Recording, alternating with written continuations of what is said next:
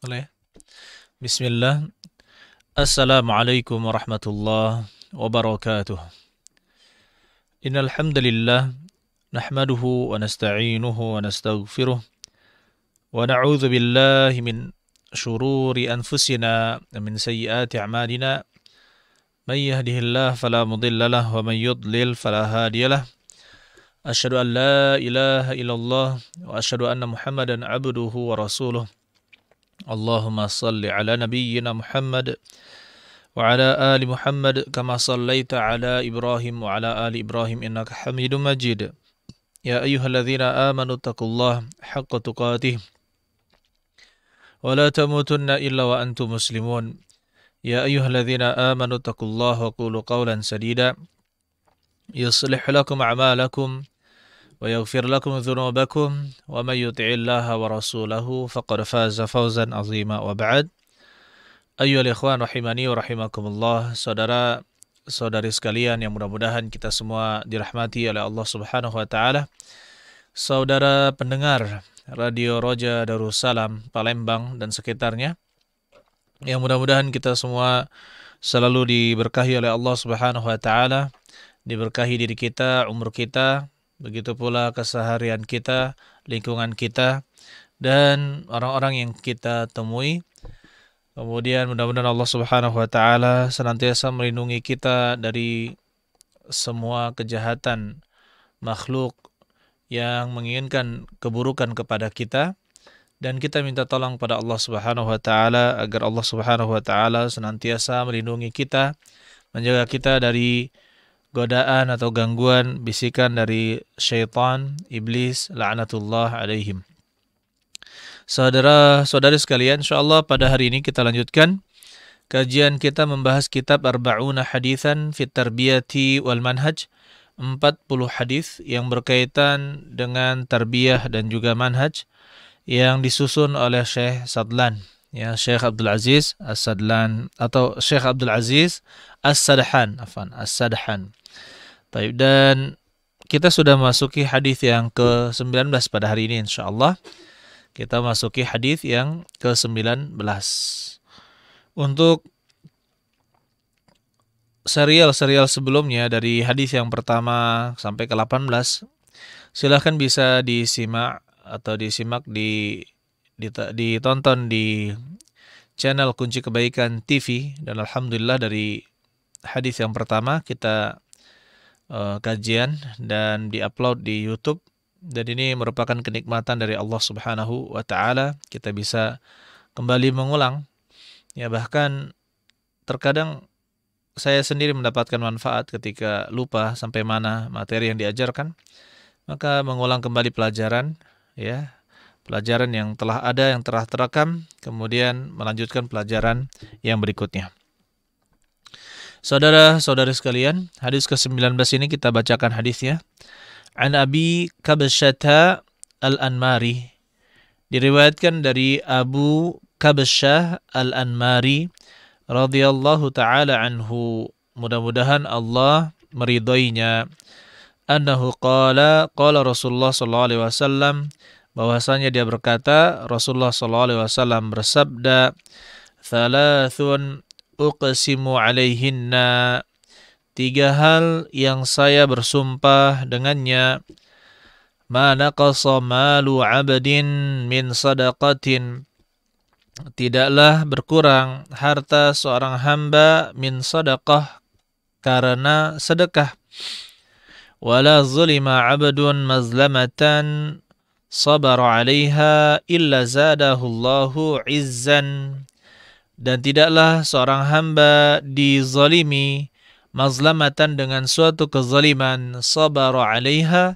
dan dia bersabar dengannya, illa, kecuali zadahullahu 'izzan, kecuali Allah menambahkannya kemuliaan, wala fataha 'abdun baba mas'alatin, tidaklah seorang hamba membuka pintu mengemis atau meminta-minta, illa fatahallahu alaihi baba faqrin, kecuali Allah akan membukakan untuknya pintu kemiskinan. Allahu Akbar. Ya. 3 hadis ini saja kalau kita bahas ayyul ikhwan dengan lengkap maka membutuhkan waktu yang sangat-sangat panjang dan memiliki hikmah yang sangat besar dan dijelaskan dengan hadis-hadis yang sangat banyak. Kemudian ayyul ikhwan, potongan hadis selanjutnya, wa uhadditsukum haditsan fahfazuhu. Dan saya kabarkan kepada kalian suatu hadis, kata Rasulullah SAW, fahfazuhu, ya hafalkanlah dia, hafalkanlah dia. Innamad dunya li arba'ati nafar. Sesungguhnya dunia itu ya hanya untuk 4 orang. Atau terbagi menjadi 4 jenis manusia. Abadun razaqahullahu malan wa ilman fahuwa yattaqi fihi rabbahu. Yang pertama adalah seorang hamba. Razaqahullahu malan. Allah berikan rezeki kepadanya harta. Wa ilman, dan juga ilmu. Yattaqi fihi rabbahu, dan dia bertakwa dengannya, dia bertakwa kepada Rabb, ya, dengannya, dengan harta tersebut. Wa yasilu fihi rahimah, dan dia menggunakan harta tersebut untuk menyambung tali silaturahmi. Wa ya'malu lillahi fihi haqqan, dan dia menggunakannya ya untuk Allah, memberikan hak, ya, wa ya'malu lillahi fihi haqqan, dan dia menggunakannya dengan benar, ya, karena Allah atau untuk Allah. Fahadha bi afdali al manazil. Ini adalah seutama-utama kedudukan. Ini adalah seutama-utama kedudukan. Wa 'abdin razaqahullahu ta'ala ilman, dan seorang hamba yang Allah beri rezeki ilmu. Walam yarzuquhu malan, tetapi Allah tidak berikan dia harta, tidak memberikan rezeki harta kepadanya. Fahuwa shadiqun niyah, dan dia itu jujur dalam niatnya. Yaqulu, dia berkata, lau anna li malan, kalau seandainya saya memiliki harta, la amiltu bi amali fulan, maka saya akan beramal seperti amalannya fulan. Saya akan melakukan seperti apa yang dilakukan si fulan. Maksudnya orang yang pertama tadi. Fahuwa biniyatihi, maka dia mendapatkan sesuai niatnya itu. Fa ajruhuma sawa, dan pahala keduanya, yaitu pahala orang yang pertama dan kedua, jenis yang pertama dan yang kedua itu sawa, sama. Wa abadin, dan seorang hamba razaqahullahu malan, seorang hamba yang Allah berikan kepada dia harta. Walam yarzuquhu ilman, dan tidak diberikan oleh Allah ilmu, ya, tidak diberikan oleh Allah ilmu. Yakhbitu fi malihi bighairi ilmin, dia menggunakan hartanya, menghabiskan hartanya tanpa ilmu. La yattaqi fihi rabbahu, dia tidak bertakwa kepada Allah terhadap harta tersebut. Wala yasilu fihi rahimah, dan juga tidak menyambung tali silaturahmi dengannya.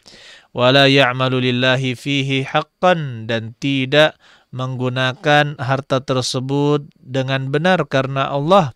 Fahada, maka ini bi akhbathi al manazil, ini adalah seburuk-buruk kedudukan.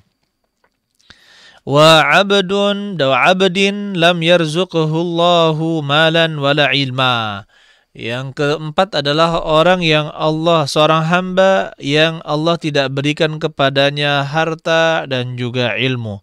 Fahuwa yaqul, dan dia berkata, lau anna li malan, kalau seandainya saya punya harta, la amiltu fihi bi amali fulan, maka saya akan menggunakan harta tersebut seperti yang digunakan oleh si fulan, maksudnya orang yang ketiga. Fahuwa biniyatihi, maka dia itu sesuai dengan niatnya. Fawizruhu masawa, dan dosa keduanya itu sama, yaitu orang yang ketiga dan yang keempat. Hadis ini ayyuhal ikhwan diriwayatkan oleh Imam Ahmad tentunya dalam musnadnya, kemudian diriwayatkan juga oleh Imam At-Tirmidzi yaitu di dalam sunannya, dan berkata Imam At-Tirmidzi hasan sahih. Hadis tersebut hasan sahih, ya, hasan sahih. Saudara-saudari sekalian yang mudah-mudahan kita dirahmati oleh Allah Subhanahu wa taala. Saya potong-potong dulu hadisnya biar kita jelaskan secara ringkas. Nanti insya Allah kita panjangkan, ya, potongan demi potongan.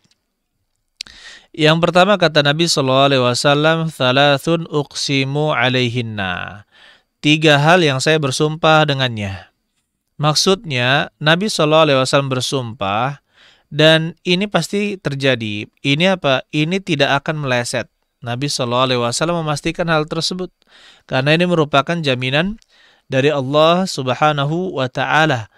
Ya, jadi apa yang dijanjikan oleh Nabi SAW tersebut? Yang pertama adalah masalah sedekah. Kata Nabi SAW, "Ma naqasa malu 'abdin min shadaqatin." Tidaklah harta seorang hamba itu berkurang. Tidaklah seorang harta hamba itu berkurang bisa min sedekah karena atau lantaran sedekah. Jadi di sini min ini menunjukkan apa? Min sedekah yaitu gara-gara, ya, maksudnya adalah menunjukkan sebab. Jadi apa ya ikhwan? Mana qasamalun min sedekah. Malu abdin, harta seorang hamba itu tidak akan berkurang lantaran bersedekah. Ini janji dari, bahkan Nabi SAW bersumpah kalau seseorang benar-benar ikhlas hanya untuk Allah Subhanahu wa taala, maka tidak akan sedekahnya itu tidak dibalas oleh Allah Subhanahu wa taala. Pasti akan ada balasan. Pasti akan ada ganti yang Allah berikan dan itu lebih banyak. Dan itu lebih banyak. Wala zulima 'abdun mazlamatan sabara 'alaiha, dan tidaklah seorang hamba, ya, dizalimi, tidaklah seorang hamba. Ini janji sumpah yang kedua dari Nabi SAW. Dan tidak ada seorang hamba yang dizalimi mazlamatan dengan suatu kezaliman, sabara 'alaiha, dan dia bersabar menghadapinya, dia bersabar atas kezaliman tersebut, illa zadahullahu izzan, kecuali Allah akan menambahkan kepadanya kemuliaan. Seorang yang dizalimi kemudian dia memaafkan, dia bersabar, dia maafkan, ya, dia bersabar atas kezaliman tersebut dan dia maafkan, maka bukan menjadi kehinaan pada dirinya, malah Allah Subhanahu wa taala angkat derajatnya, Allah Subhanahu wa taala tinggikan derajatnya, menjadikannya manusia yang mulia. Menjadikan orang tersebut menjadi manusia yang sangat mulia. Wala kemudian, jadi sifat pemaaf itu justru bukan merendahkan seseorang, tetapi malah meninggikan derajatnya. Wala fataha 'abdun baba mas'alatin, dan tidaklah seorang hamba, ya, membuka baba mas'alah, pintu mengemis. Tidaklah seorang hamba membuka pintu meminta-minta, illa fatahallahu alaihi baba faqrin, kecuali Allah akan bukakan kepadanya pintu kemiskinan. Allahu Akbar. Ini janji dari Rasulullah SAW. Kalau seorang justru dia berusaha mencari harta dengan cara mengemis atau meminta-minta kepada orang lain, tolong saya ingin begini, ingin begitu, saya punya ini, punya itu, punya ini, justru itu akan membuatnya menjadi apa? Miskin. Membuatnya menjadi fakir. Subhanallah. Coba kita lihat, ini janji dari Nabi SAW.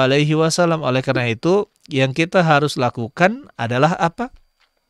Lawan dari itu, jangan meminta-minta kepada manusia, jangan meminta-minta kepada manusia. Kemudian Nabi Shallallahu Alaihi Wasallam mengatakan, wa uhadditsukum bihaditsan, saya kabarkan kepada kalian sebuah hadis, fahfazuha atau fahfazuhu, maaf, fahfazuhu, hafalkanlah dia. Kata Rasulullah SAW, innamad dunya li arba'ati nafar. Sesungguhnya dunia itu untuk 4 orang. Hanya untuk 4 orang. Maksudnya Nabi SAW membagi manusia secara umum, ya, di Rasulullah SAW berdasarkan dari ilmu, kemudian berdasarkan harta, kemudian ilmu dan ketakwaan. Ini parameternya, yaitu apa yang digunakan berdasarkan harta yang diterima, kemudian ilmu dan ketakwaan. Maka di sini dari 3 hal ini Nabi Shallallahu Alaihi Wasallam membagi manusia menjadi 4 jenis manusia. Yang pertama adalah abdin razaqahullahu malan wa ilman fahuwa yattaqi fihi rabbahu. Nah, ini yang pertama, orang yang pertama, yaitu Allah, seorang hamba yang Allah berikan kepadanya harta dan ilmu, dan dia bertakwa kepada Allah dengan harta tersebut. Dia bertakwa kepada Allah dengan harta tersebut. Coba kita lihat kaitannya seperti ini. Ya, harta, kemudian ilmu, kemudian yang ketiga adalah bertakwa. Kemudian wa yasilu fihi rahimah, dan dia menyambung tali silaturahmi dengannya, dengan harta tersebut. Wa ya'malu lillahi fihi haqqan, dan dia ya'malu, dia menggunakan ya harta tersebut dengan benar lillah, karena Allah. Karena Allah, lillah itu karena Allah Subhanahu wa taala, dia menggunakan harta tersebut karena Allah. Maka di sini kata Rasulullah sallallahu alaihi wasallam, fahadha bi afdali al manazil. Inilah orang yang paling utama, kedudukan yang paling tinggi, paling afdal. Nah, di sini kita lihat ayyuhal ikhwan, seorang hamba, dia itu diberikan harta, kemudian dia tahu ilmunya, bagaimana cara menggunakan harta tersebut di jalan Allah dengan cara yang benar, kemudian dia bertakwa kepada Rabb-nya, bertakwa kepada Allah Subhanahu wa taala, maka dia adalah orang yang paling tinggi kedudukannya.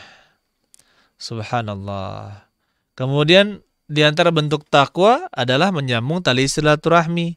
Kemudian menggunakan menggunakan hal tersebut dengan benar karena Allah Subhanahu wa taala. Ini contoh dari ketakwaan. Dan ini adalah orang yang paling tinggi. Subhanallah, menggunakan harta di jalan-jalan kebaikan, dan juga itu karena ilmu. Dengan ilmu dia menggunakan harta tersebut. Sedangkan orang yang kedua, yaitu Rasulullah SAW menyebutkan dia adalah seorang hamba yang Allah berikan rezeki kepadanya ilmu, tapi tidak diberikan harta yang banyak. Dia tidak menjadi orang yang kaya, dia hanya diberi harta yang cukup saja atau pas-pasan, dan bukan seperti orang yang pertama yang diberikan harta yang sangat banyak. Nah, di sini apa kata Rasulullah SAW? Fahuwa shadiqun niyah. Tetapi dia niatnya itu jujur. Niatnya itu jujur. Dia itu benar-benar ingin, kalau punya harta, dia mengatakan dengan kejujuran dalam hatinya, seandainya saya punya harta, maka saya akan beramal seperti orang kaya tersebut yang punya harta. Dia menggunakan hartanya pada jalan-jalan kebaikan. Tidak ada pintu-pintu sedekah, pintu-pintu wakaf, pintu-pintu kebaikan, kecuali dia mengambil andil di sana. Dan tidak ada tempat yang diketahui bahwa itu membutuhkan bantuan, kecuali dia mengambil andil, memiliki andil di sana. Ya, ada andil di dalamnya. Subhanallah. Jadi di sini, Ya, dia cemburu. Orang yang kedua ini cemburu dengan orang yang pertama pada penggunaan harta yang benar karena Allah Subhanahu wa taala. Apa kata Nabi sallallahu alaihi wasallam? Fahuwa biniyatihi, maka dia akan mendapatkan sesuai dengan niatnya. Fa ajruhuma sawa, dan balasan atau pahala untuk keduanya itu sama. Coba kita lihat, Masya Allah. Orang yang pertama punya harta, punya ilmu dan bertakwa, menggunakan harta pada jalan yang benar, yang diridhoi oleh. Sedangkan orang yang kedua dia punya ilmu, dia bertakwa, ya, tapi tidak punya harta. Dia berilmu, dia bertakwa, tapi dia tidak punya harta. Dia mengatakan, saya ingin kalau punya harta akan melakukan seperti yang dilakukan oleh si fulan. Ya, maka dengan niatnya tersebut, ilmu, takwa dan niat yang jujur tadi, maka pahalanya itu sama walaupun dia tidak punya harta, hanya meniatkannya. Coba lihat bagaimana pentingnya atau peran kejujuran dalam berniat. Kalau saya punya harta sekian triliun, maka saya akan nafkahi seluruh orang miskin. Kalau saya punya harta sekian triliun, maka saya akan beli di jalan-jalan yang banyak dilalui oleh manusia, kemudian dibangun masjid-masjid di sana dan dibangun rumah tahfiz dan juga pondok pesantren. Ya, kemudian juga akan dibiayai orang yang belajar yang akan membimbing umat manusia. Kemudian juga membangun sumur, tidak ada daerah kering kecuali di sana harus ada sumur saya di sana. Jadi orang-orang mengambil air darinya. Tidak ada orang kelaparan di suatu daerah, terutama di daerahnya, kecuali di sana dia tinggal mengambil makanan gratis, ya, sedekah darinya, dan tidak ada orang yang kelaparan karena mendapatkan hartanya. Ketika ada orang yang punya hutang, maka dia bantu membebaskan hutangnya. Ketika ada orang-orang bujang yang tidak ada kesulitan dalam biaya nikah, maka dia biayai biaya nikahnya. Ketika ada orang yang sakit membutuhkan biaya besar, maka dia bantu untuk berobatnya. Dan tidak ada jalan-jalan kebaikan kecuali dia apa? Dia berinfak di sana. Masya Allah. Saudara-saudara sekalian, yang mudah-mudahan kita dirahmati oleh Allah Subhanahu wa taala, ya. Orang yang pertama punya harta, orang yang kedua tidak punya harta, tetapi pahala mereka sama. Kenapa? Karena orang yang kedua jujur dalam berniat. Kemudian ayyuhal ikhwan rahimani wa rahimakumullah, saudara-saudari sekalian, ya, yang mudah-mudahan kita semua dirahmati oleh Allah Subhanahu wa taala. Kemudian Rasulullah SAW menjelaskan orang yang ketiga, yaitu seorang hamba yang Allah berikan kepadanya harta, tapi tidak diberikan ilmu, dan dia menggunakan hartanya dengan tidak benar tanpa ilmu. Sembarangan dia gunakan hartanya tanpa ada ilmu, dan dia tidak bertakwa kepada Rabb-Nya, tidak menyambung tali silaturahmi, dan juga tidak menggunakan harta tersebut dengan benar karena Allah Subhanahu wa taala. Maka kata Nabi Shallallahu alaihi wasallam, inilah, ya, fahada bi akhbathi al manazil. Orang ini adalah orang yang paling buruk kedudukannya.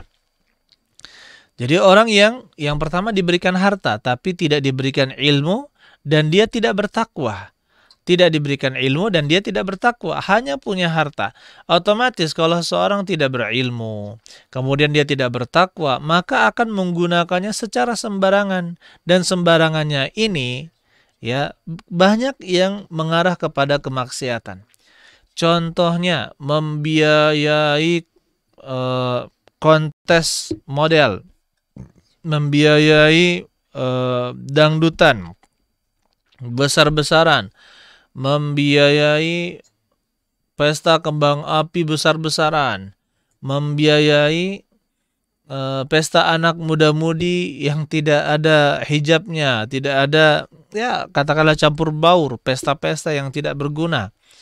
atau membelikan hartanya untuk membeli minuman-minuman keras, menggunakan hartanya untuk hal-hal yang tidak dibenarkan di dalam syariat kita ini. Oleh karena itu saudara-saudari sekalian, orang yang seperti ini, orang yang punya harta dan digunakan untuk kemaksiatan, ya, untuk apa? Untuk kemaksiatan, maka luar biasa dosanya. Luar biasa apa? Dosanya. Karena dia bisa melakukan dosa-dosa yang tidak bisa dilakukan oleh orang-orang apa? Orang-orang miskin. Nah, saudara-saudari sekalian, pemirsa Roja Darussalam atau pendengar Roja Darussalam Palembang dan sekitarnya, begitu pula pemirsa Kunci Kebaikan TV, yang mudah-mudahan kita dirahmati oleh Allah Subhanahu wa taala. Taib.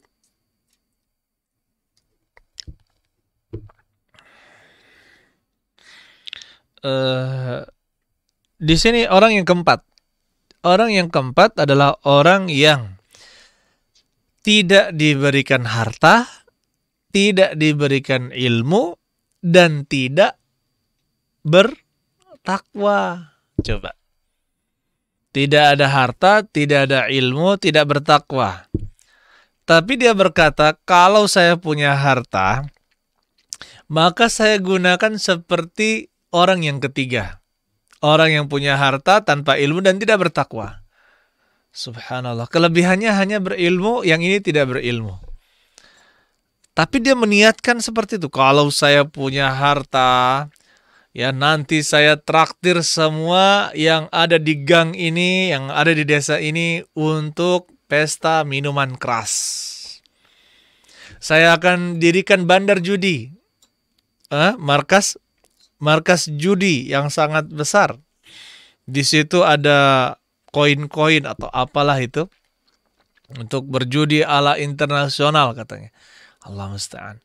Atau bahkan membangun prostitusi, karaoke dan sebagainya yang di sana terjadi banyak kemaksiatan. Atau menggunakan untuk acara-acara yang haram, menggunakan untuk acara-acara yang ada kekufuran, kesyirikan di dalamnya. Maka digunakan untuk sesuatu yang tidak benar. Na'udzubillahi min dzalika. Maka yang seperti ini, ya berdasarkan niatnya itu kata Nabi SAW, fawizruhu masawa, dan dosa keduanya itu sama.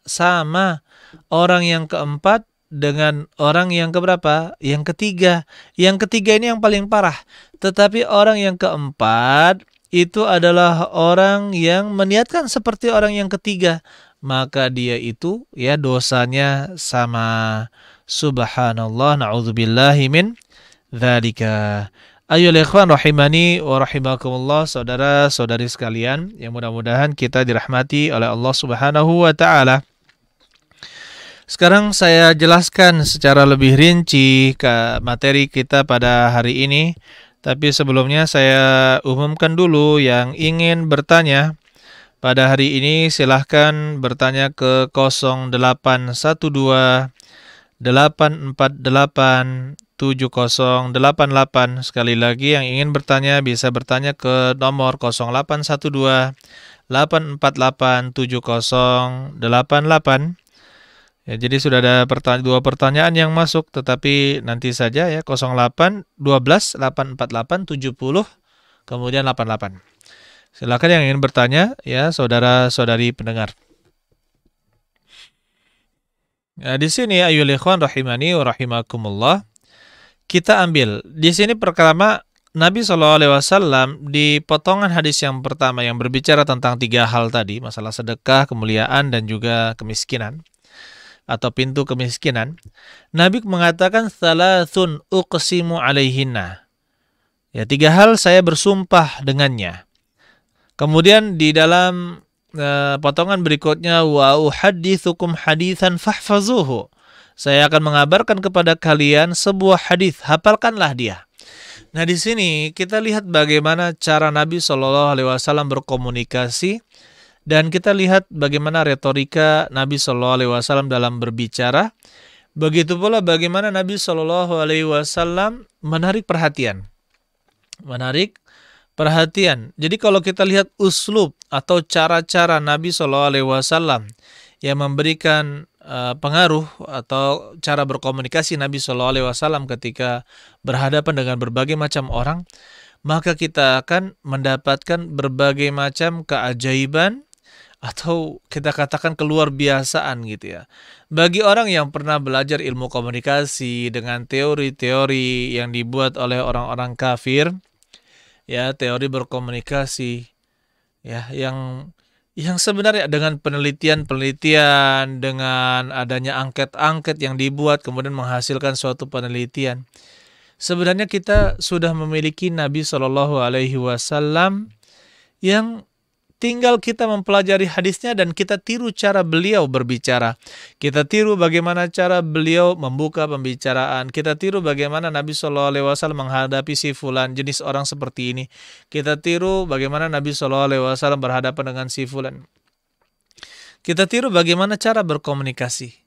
Coba kita lihat, pernah kita bahas pada hadis-hadis sebelumnya, ketika ada seorang Arab Badui ya datang di pasar, kemudian bertemu dengan Nabi, dari belakang ditarik Nabi lehernya dengan kuat sehingga berbekas di leher beliau. Bagaimana cara Nabi SAW menghadapi orang pedusunan yang tidak tahu ilmu, yang tidak tahu adab, ya, atau yang kurang adabnya, yang sangat kasar tersebut? Bukannya Nabi SAW marah, tetapi meluluhkan hatinya dengan apa? Bagaimana cara meluluhkan hatinya? Senyum. Nabi SAW berhadapan dengan orang yang bodoh, kurang adab, yang kasar, bukan dengan kekerasan, tapi dengan tersenyum. Akhirnya luluh juga orang tersebut. Ya, bagaimana Nabi SAW ketika berhadapan mendiamkan di masjid ada pertikaian antara kaum Ansor dengan kaum Muhajirin, Nabi SAW bagaimana sikap beliau? Bagaimana hentakan suara Nabi SAW yang mendiamkan seluruhnya dan semuanya tidak berkutik berbicara. Nah, ini ilmu komunikasi. Dan ketika Nabi SAW berhadapan dengan pembesar, berhadapan dengan orang lain, bagaimana ketika mengadakan perdamaian, maka di sini ya, bagaimana cara berkomunikasi Nabi SAW, berhadapan dengan orang yang lemah, berhadapan dengan orang yang angkuh, berhadapan dengan orang yang suka bercanda, berhadapan dengan orang yang pemalu, berhadapan dengan orang-orang dengan berbagai macam tipe, berhadapan dengan orang yang miskin, berhadapan dengan orang yang buta. Di sini kalau kita memperhatikan cara komunikasi Nabi Shallallahu Alaihi Wasallam, ayyul ikhwan, ya, maka di sana terkalahkanlah semua teori-teori komunikasi yang ada di dunia ini. Kenapa? Karena komunikasi terbaik ada pada Nabi Shallallahu Alaihi Wasallam. Ada sebuah buku yang ditulis oleh Ustadz Muhammad Arifin Badri tentang komunikasi. Ya, saya lupa nama judulnya, tapi beliau menulis tentang komunikasi. Walaupun kita katakan belum lengkap, tapi cukuplah ini untuk mewakili, ya, untuk mewakili orang yang ingin belajar tentang komunikasi Nabi Sallallahu Alaihi Wasallam. Dan sangat banyak sekali kalau kita lihat bagaimana cara Nabi Sallallahu Alaihi Wasallam berkomunikasi. Jadi kita sesuaikan dengan orang yang kita hadapi. Ya, terkadang Nabi SAW contohnya ketika berbicara mengulangi salam sebanyak 3 kali. Begitu pula ada tempatnya di mana Nabi SAW mengangkat suara, ada tempatnya Nabi SAW memelankan suara atau memelankan suara beliau. Ada tempatnya Nabi SAW tegas. Ada tempatnya Nabi SAW tersenyum dan bahkan tertawa, tapi tidak terbahak-bahak. Jadi di sini cara komunikasi Nabi SAW adalah komunikasi orang yang tidak memiliki aib, ya, karena seluruh kesalahan beliau dilindungi oleh Allah Subhanahu wa Ta'ala. Jadi ini pentingnya ilmu komunikasi ala Nabi SAW. Kemudian di sini Rasulullah SAW menyebutkan tiga hal. Nah, pada potongan hadis berikutnya 4 hal, 4 manusia. Kalau di sini 3 hal. Kemudian potongan berikutnya 4 manusia. Nah, di sini cara mengajar Nabi SAW dengan menyebutkan angka, kemudian beliau menyebutkan rincian. Menyebutkan angka, kemudian menyebutkan rincian. Ini sangat baik apabila kita ingin menegaskan suatu permasalahan, ya, dan ingin menjelaskannya kepada umat, kepada manusia. Kemudian apa yang pertama dari tiga hal dari potong hadis yang pertama ada tiga hal. Ya, ada tiga hal. Yang pertama, mana qasa sadaqatun min mal. Mana qasa malu abdin min sadaqah. Kata Rasulullah SAW, tidaklah harta seorang hamba itu berkurang karena bersedekah. Karena bersedekah tidak akan berkurang. Ini jaminan dari Nabi SAW. Oleh karena itu, ketika ini menjadi jaminan, begitu pula di dalam hadis Nabi kata lain yang Nabi SAW katakan, mana qasat sadaqatun min mal, tidaklah sedekah itu mengurangi harta. Ya, lafaz yang mirip dan maknanya sama, maka kita katakan ini janji. Maka oleh karena itu kita tidak perlu takut, ya. Kita tidak perlu takut untuk bersedekah. Tidak perlu takut ketika kita sudah memenuhi kehidupan kita, hajat-hajat kita. Maka ketika ada kelebihan harta, jangan takut bersedekah. Ya. Kata Nabi SAW, sebaik-baik sedekah dalam keadaan anta sahihun syahih. Dalam keadaan engkau itu sehat dan pelit. Ya. Takhsyal faqr wa tarjul ghina. Engkau takut miskin dan kamu mengharapkan kekayaan. Wah, di sini adalah kunci sedekah yang paling utama. Kita berharap punya punya banyak angan-angan. Kita sedang punya banyak angan-angan dan kita sedang takut miskin. Ya, dan kita punya kelebihan harta. Maka di sini tantangannya tentu sangat berat untuk bersedekah. Ketika itu justru disarankan oleh Nabi SAW untuk bersedekah. Ya. Ketika menjadi sedekah yang paling utama dalam keadaan sehat dan pelit. Nah, itu perlu dilawan. Kalau dia sudah bisa melawan itu, berarti dia telah melawan kecintaan dia terhadap harta, kecintaan dia terhadap dunia. Dan ketika orang sudah bisa melawan kecintaan dia terhadap dunia, maka dia akan cinta kepada akhirat. Dia hanya mengharapkan balasan dari Allah Subhanahu wa Ta'ala. Mungkin seseorang, ya, rezekinya itu ya dia rasakan hanya segitu saja. Tapi kita lihat ternyata dia punya misalkan penghasilan sekian, penghasilan rutin. Tapi dia tidak memiliki sedekah. Ya, dia merasa gini kurang terus hartanya habis. Sedangkan kita ketahui bahwasanya rezeki Allah itu luas. Rezeki Allah Subhanahu wa Ta'ala itu luas. Ketika kita punya niat untuk bersedekah, lakukan sebelum datang kematian. Bantu orang lain selagi itu masih bisa. Apabila ada orang datang untuk meminta, ketika kita ada kelebihan, maka jangan ditolak. Bahkan Aisyah radhiyallahu taala anha bersedekah dengan satu anggur, pernah bersedekah dengan satu anggur, dan para wanita yang ada di sana waktu itu, tamu-tamunya Aisyah radhiyallahu taala anha kaget, bersedekah kok hanya satu anggur. Ya. Maka Aisyah pun mengingatkan tentang sedekah. Ya, tentang bersedekah ya walaupun hanya sedikit. Saudara-saudara sekalian, Allah Subhanahu wa Ta'ala berfirman di dalam surat Al-Hadid ayat yang ke-11. Man dzal ladzi yuqridullaha qardan hasanah fayudha'ifahu lahu wa lahu ajrun karim. Wa lahu ajrun karim.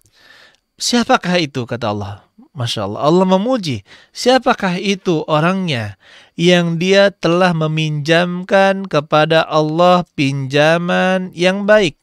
Fayudha'ifahu, kemudian Allah lipat gandakan lahu untuknya. Walahu ajrun karim, dan Allah memiliki pahala yang baik, pahala yang mulia. Di sini Allah Subhanahu wa Ta'ala memuji orang yang meminjamkan harta kepada Allah. Loh, kok dibahasakan meminjamkan? Ya, orang yang bersedekah, orang yang menggunakan harta, menyalurkan harta di jalan Allah, sebenarnya ya itu bukan menghabiskan hartanya, tetapi dia itu adalah meminjamkan hartanya kepada Allah. Kalau Allah meminjam harta, apakah akan dikembalikan?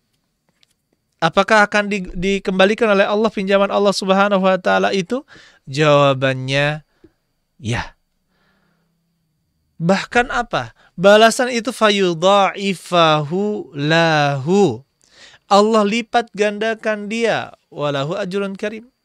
Begitu pula dalam ayat yang lain dalam surat Al-Baqarah ayat 245.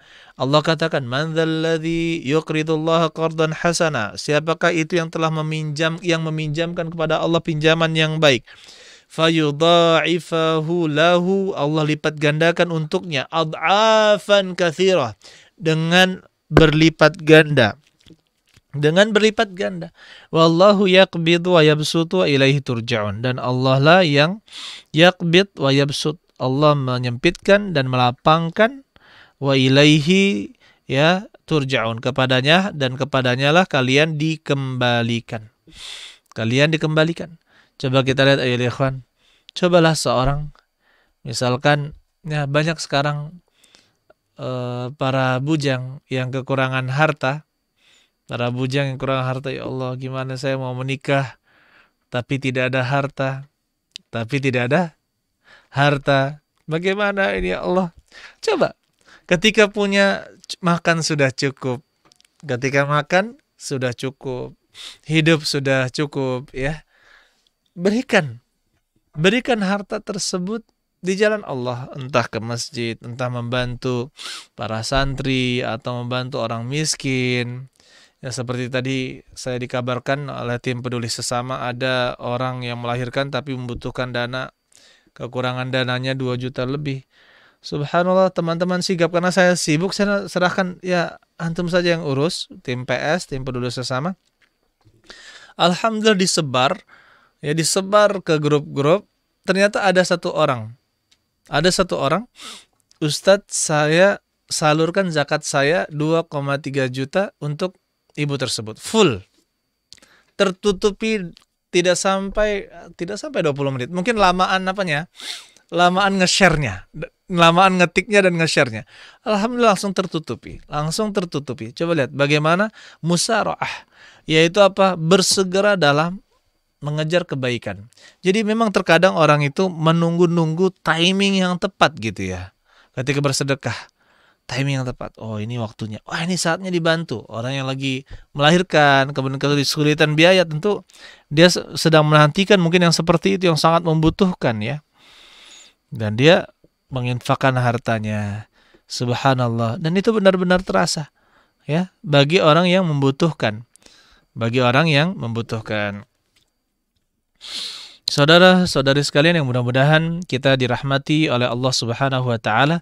Kemudian yang kedua, ayyuhal ikhwan rahimani wa rahimakumullah, yaitu kayaknya kita bahas pada malam hari ini hanya 3 hal ini. Adapun yang 4 jenis orang yang itu insya Allah kita akan bahas di pertemuan depan saja insya Allah tentang 4 jenis orang. Nah, ini pada malam hari kita bahas 3 hal yang dijanjikan oleh Nabi atau Nabi SAW bersumpah atas hal tersebut. Maksudnya pasti terjadi.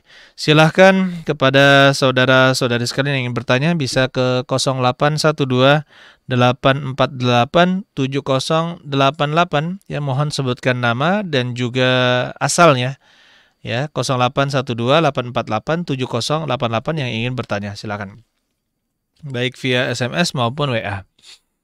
Untuk yang kedua ayyuhal ikhwan, dan Rasulullah mengatakan sallallahu alaihi wasallam, wala zulima abdun, tidaklah seorang hamba dizolimi, mazlamatan, dengan suatu kezaliman, sabara 'alaiha, dia bersabar menghadapinya, illa zadahullahu izzan, kecuali Allah menambahkan kepadanya kemuliaan.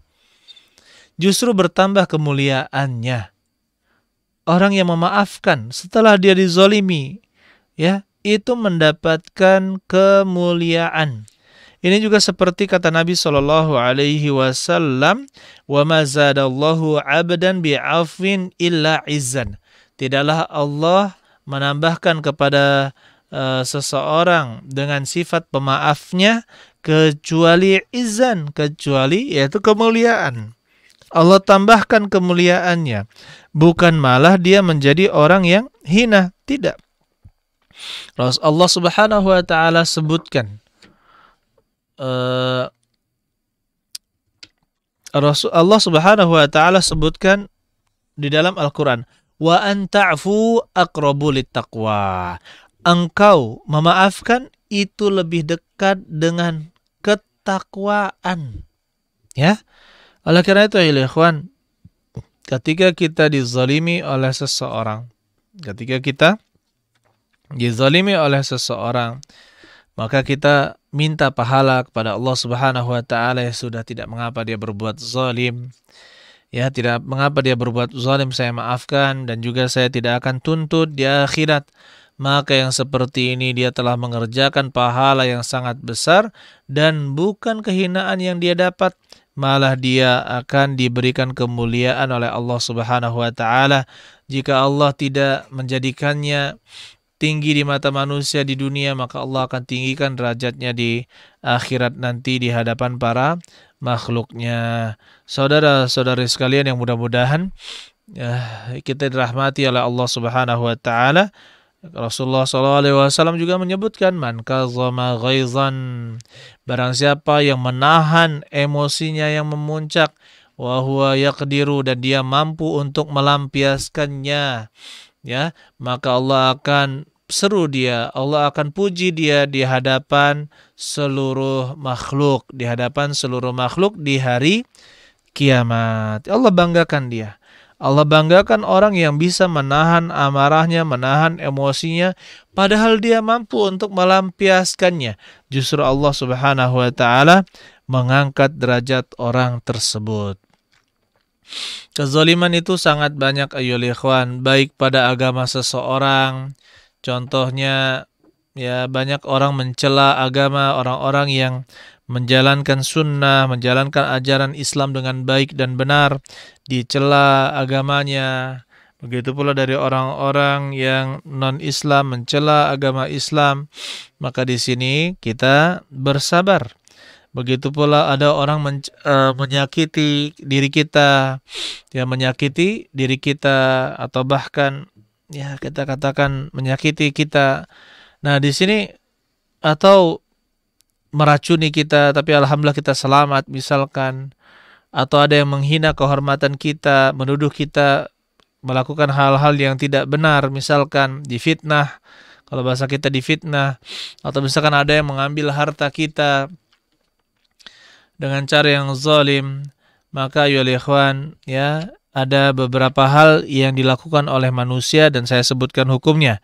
Yang pertama, ada orang yang marah kemudian dia membalasnya dengan lebih parah. Maka yang seperti ini, ayyuhal ikhwan, adalah perbuatan zalim. Tidak boleh kita membalas suatu kezaliman dengan kezaliman yang lebih besar. Maka ini adalah perbuatan yang zalim. Adapun yang kedua, kita membalas dengan perbuatan serupa. Ya, membuat misalkan kita dibilang jelek, kita dibilang hidung babi, misalkan, maka kita jawab dengan perkataan yang serupa, kamu juga jelek, hidung kamu juga seperti babi, gitu ya. Maka yang seperti itu boleh, jaiz, ya, tetapi tidak utama. Adapun yang wajib, ayyuhal ikhwan, yang wajib dilakukan oleh seorang manusia adalah sabar. Dia wajib untuk bersabar atas segala ujian yang diterima baik dari orang-orang kafir, orang-orang sesat maupun dari kawan sendiri.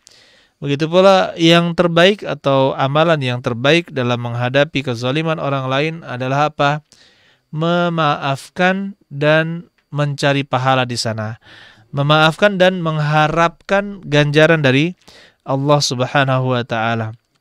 Ketika kita dizalimi, misalkan diambil harta kita, malah kita sedekahkan harta tersebut, malah kita berikan dia hadiah, kita maafkan dia. Seorang misalkan pernah ditampar atau pernah dibacok, kemudian dia maafkan, malah kalau misalkan ada yang sakit dia diobati, tidak membalas pembacokan tersebut. Ya, maka di sini adalah sikap yang sangat mulia, sifat pemaaf yang dimiliki oleh Nabi SAW dan sudah sepantasnya kita juga meniru beliau.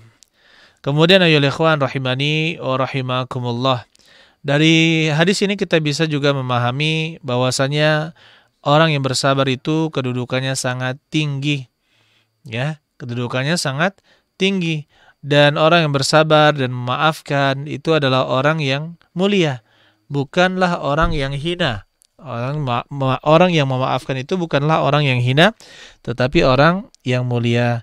Dan sudah sepantasnya para dai, para juru dakwah, para aktivis dakwah, atau bahasa kita pegiat dakwah, ya, walaupun dia bukan ustadz, maka sudah sepantasnya bersabar dengan berbagai macam gangguan dan cobaan dari orang-orang yang tidak suka terhadap dakwah ini. Kemudian ya ikhwan rahimani wa rahimakumullah, saudara-saudari sekalian, permasalahan yang ketiga yang disebutkan oleh Nabi sallallahu alaihi wasallam, wala fataha abdun baba mas'alatin, tidaklah seorang hamba membuka pintu mengemis atau pintu meminta-minta, illa fatahallahu alaihi baba faqrin, kecuali Allah bukakan kepadanya pintu faqr, pintu kemiskinan. Allahu akbar. Ya, Allahu akbar. Allah bukakan untuknya pintu kemiskinan. Na'udzubillahi min dzalika. Jadi ini ancaman. Jadi kalau kita justru meminta-minta, malah ujung-ujungnya menjadi orang miskin. Na'udzubillahi min dzalik. Jadi ayo ikhwan, dan itu kita lihat ya. Memang kalau kita lihat orang-orang yang punya hobi ngemis, orang yang punya hobi meminta-minta, dikit-dikit minta, maka kita dapatkan dia itu keadaannya kurang terus, miskin terus. Kenapa? Karena dia sendiri tidak bisa bersyukur, tidak bisa qanaah dengan apa yang Allah Subhanahu wa taala berikan kepadanya. Kecuali ya meminta itu diperbolehkan ya dengan beberapa hal yang disebutkan oleh Nabi Shallallahu Alaihi Wasallam. Di antaranya dia memang terpaksa meminta.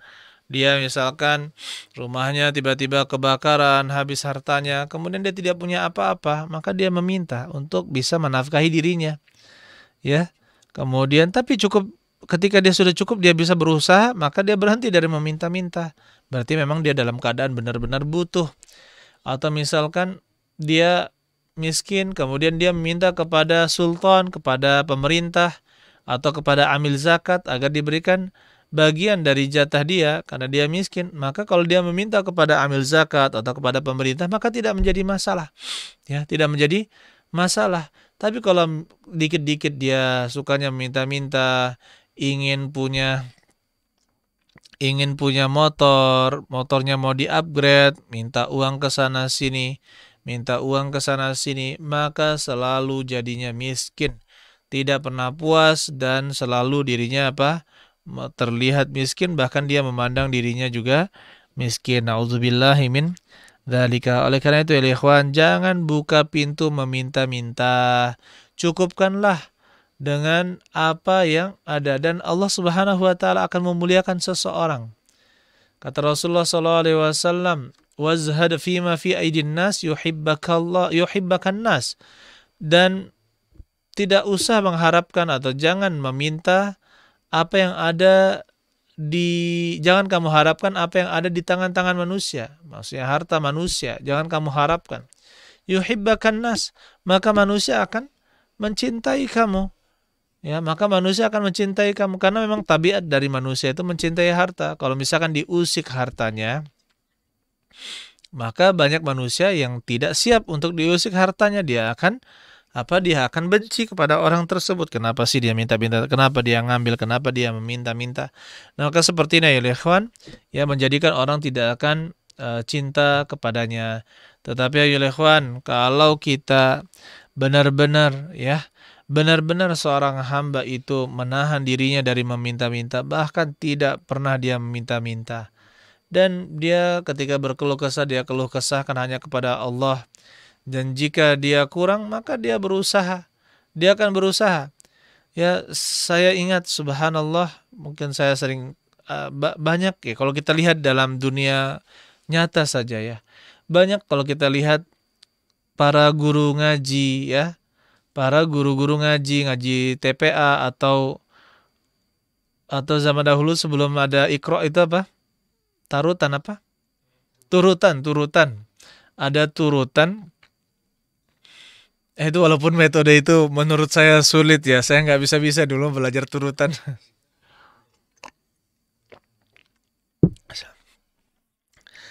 Eh, kita lihat kehidupan mereka-mereka subhanallah. Ya apalah yang diandalkan dari bayaran seorang santri? Apa yang diharapkan?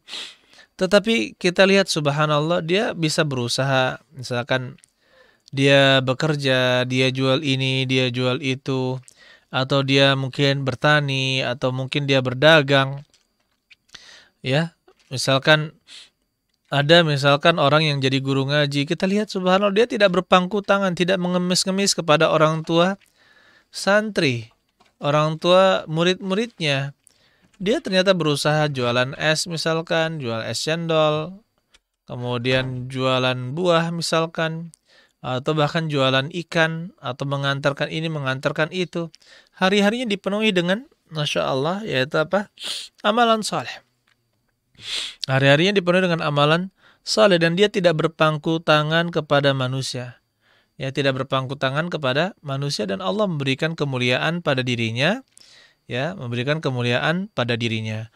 Begitu pula yang perlu kita hati-hati ya ikhwan.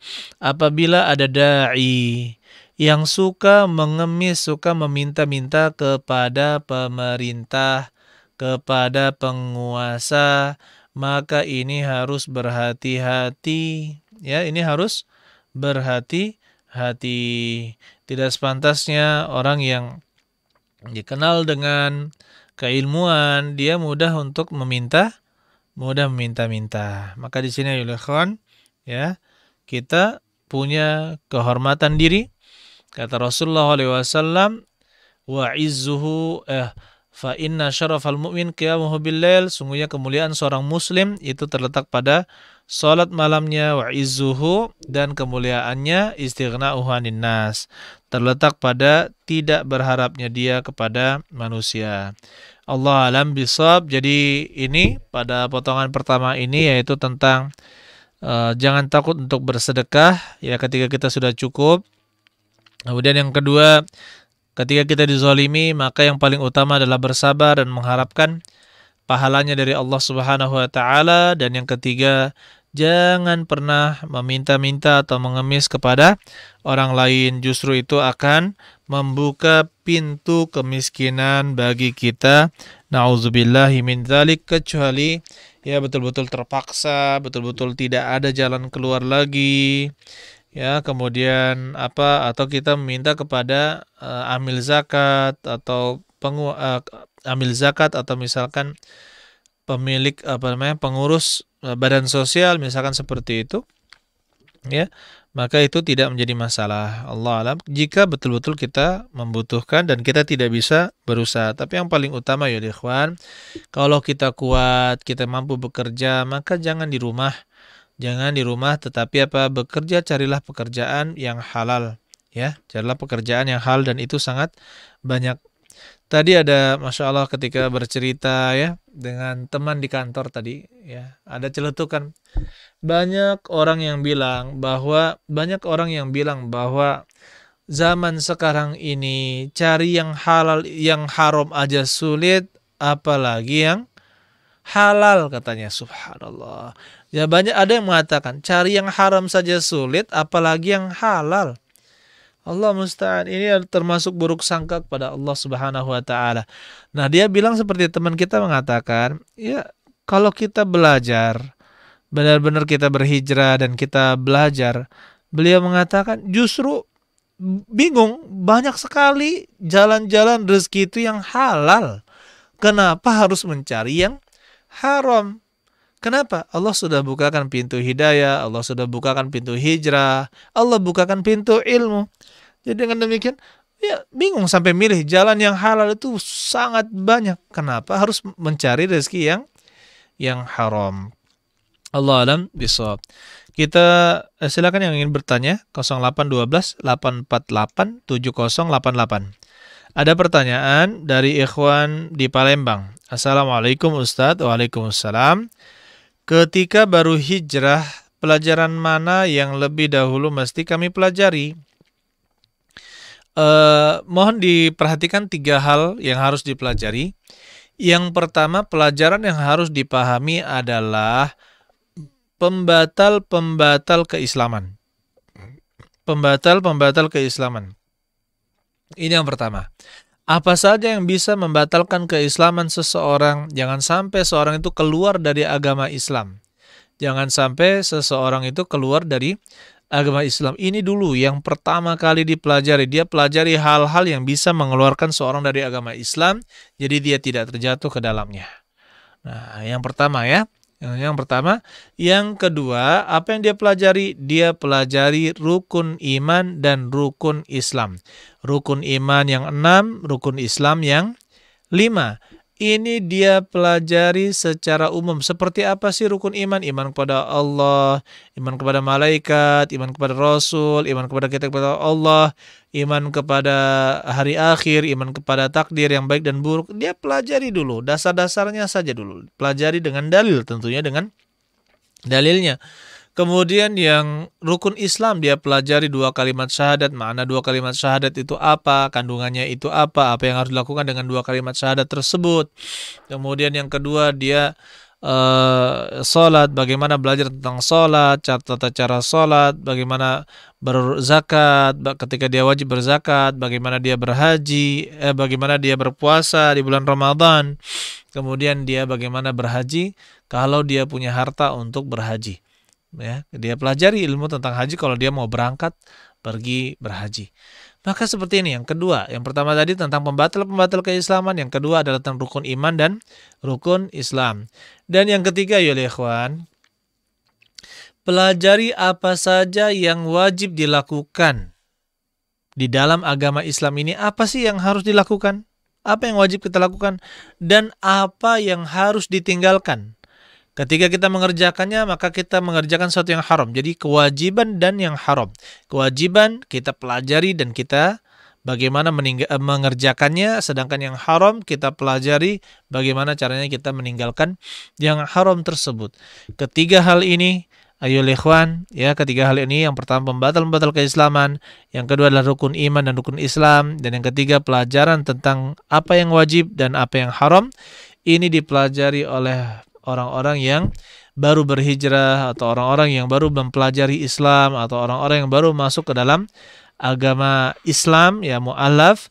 Maka pelajarilah hal-hal ini, karena kesalahan, kalau salah dalam 1 dari 3 ini, maka kesalahannya berujung kepada perbuatan kepada kefatalan, sesuatu yang sangat fatal.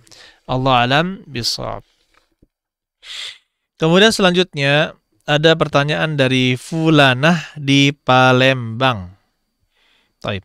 Assalamualaikum Ustadz. Waalaikumsalam. Ana sudah siap menikah. Masya Allah. Dan berharap ada ikhwan semanhaj yang melamar ana. Namun sudah setahun CV ana belum ada tanggapan dari panitia ta'aruf. Sekarang ini ada teman sekolah ana yang mendekati ana, namun belum mengenal sunnah. Namun teman ana ini mengajak ana untuk hubungan serius dan menikah. Apa yang harus ana lakukan Ustadz? Apakah ana terima saja atau ana bersabar menunggu respon dari ikhwan yang semanhaj? Panitia ta'aruf berkata bahwa CV akhwat dibanding CV ikhwan berbanding jauh, 1 berbanding 20. Dari 100 CV akhwat hanya ada 5 CV ikhwan. Allahu Akbar. Inilah ya, subhanallah, ikhwan ini Ya, para pemuda, inilah kasus yang ya si fulanah ya memang harus bersabar memang. Ya, ya akhwat. Sekarang di mana-mana banyak akhwat yang sudah mengaji ya, yang sudah mengaji eh dan ternyata yang ikhwannya sebenarnya lumayan banyak juga, cuma pada takut untuk menikah. Padahal kalau misalkan kami ya di Pondok Darul Quran Al Hadis, kalau misalkan ada yang mau menikah, berapa sih uang yang kamu miliki? Itu kita adakan walimah segitu. Kalau adanya 2,5 juta, sudah kita bikin kue-kue saja. Kalau ada uang 25 juta, kita besarkan acaranya. Kalau ada uang lebih dari itu, ya kita undang masyarakat luas. Kan seperti itu. Jangan memberatkan. Ya, jangan memberatkan. Dan juga saya sarankan kepada si fulanah, ya, agar kalau misalkan ada apa ya, ada beberapa kekurangan, asal jangan kurang pada manhaj dan akhlak, ya. Asal jangan kurang pada akhlak dan manhajnya, maka belajar menerima kekurangan di awal, insya Allah bisa menerima kekurangan-kekurangan calon suami atau suami di masa yang akan datang. Mudah-mudahan saudari kita ini si fulanah dimudahkan oleh Allah Subhanahu wa taala untuk mendapatkan jodohnya. Adapun ayuhal akhwat, ya kalau di sini tidak semanhaj, ya bagaimana menikah dengan laki-laki yang tidak semanhaj, Allah alam bisawab, maka di sini ada beberapa perincian. Yang pertama,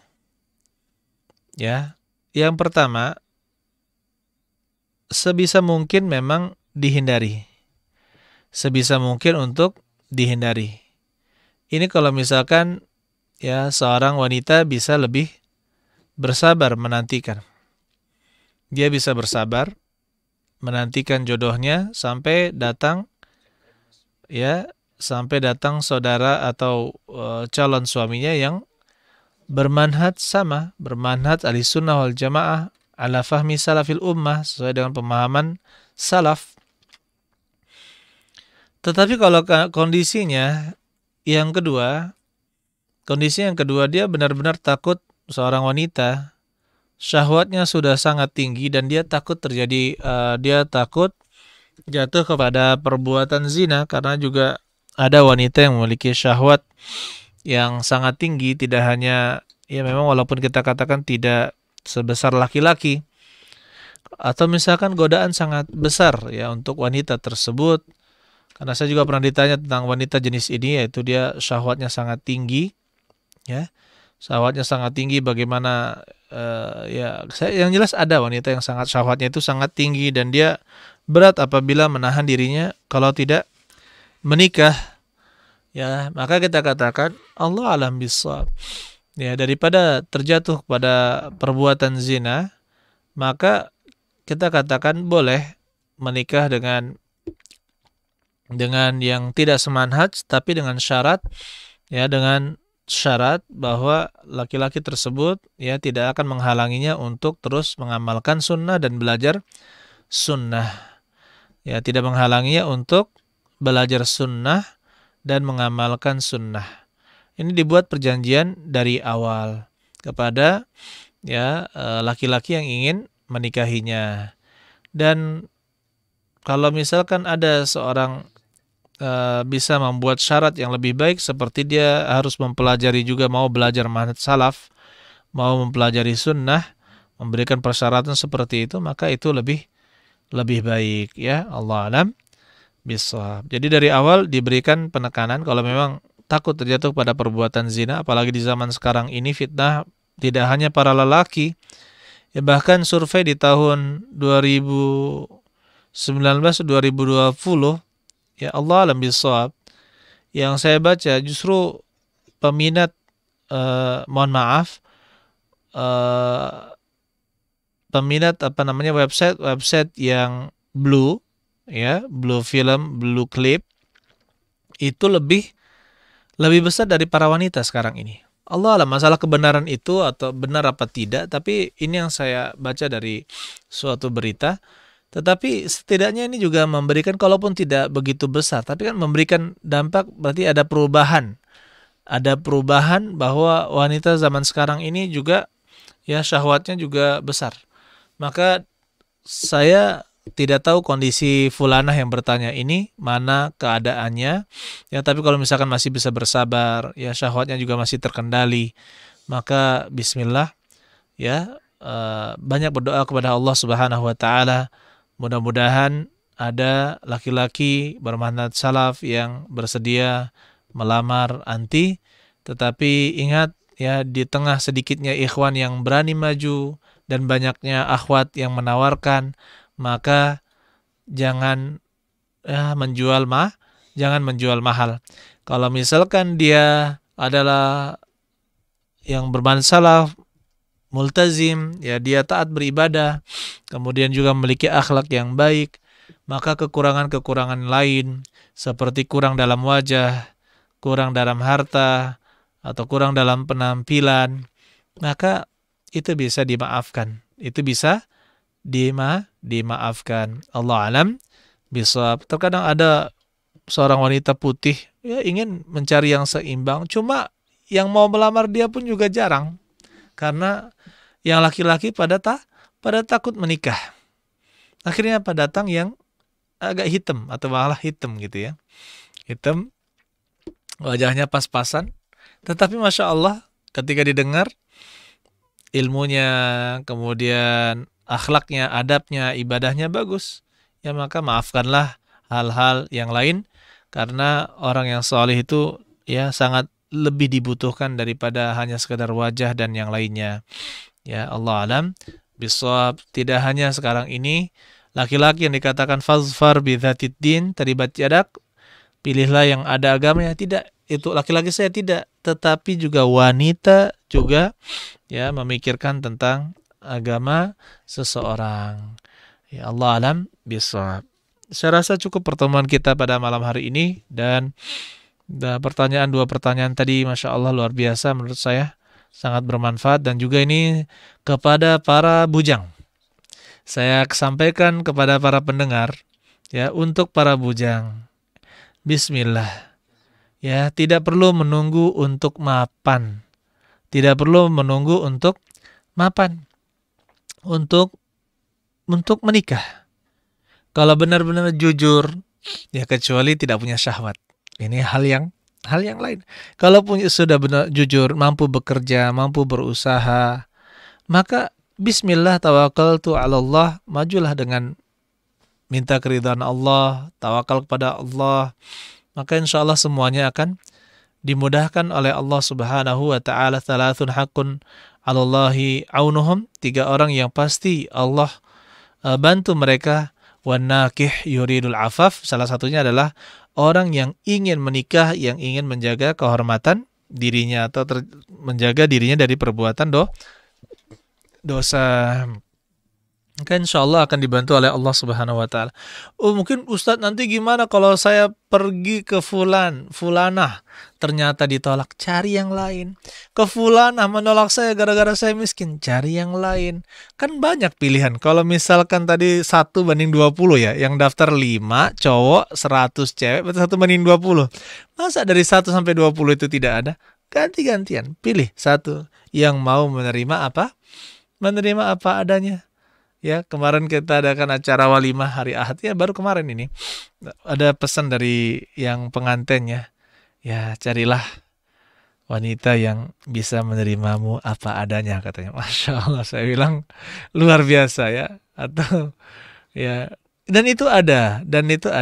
Oleh karena itu saya katakan kepada juga para wanita tadi ya, kalau dia sudah manhajnya benar, ibadahnya multazim, insya Allah, kemudian akhlaknya baik, sudah ya, yang lain-lain itu maafkanlah. Allah alam bisawab. Barakallahu li wa lakum wa jami'il muslimin. Saya ucapkan terima kasih kepada tim media di Kunci Kebaikan TV, begitu pula tim ya Radio Roja Darussalam Palembang. Mudah-mudahan Allah Subhanahu wa taala memberkahi kita semua, meridhai kita semua, memberikan keistiqomahan kepada kita semua. Begitu pula memberikan kekuatan kita untuk bisa selalu taat kepada Allah Subhanahu wa taala. Barakallahu li wa lakum wa lil muslimin. Subhanakallahumma wa bihamdik asyhadu an la ilaha illa anta astaghfiruka wa atubu ilaik. Assalamualaikum warahmatullahi wabarakatuh.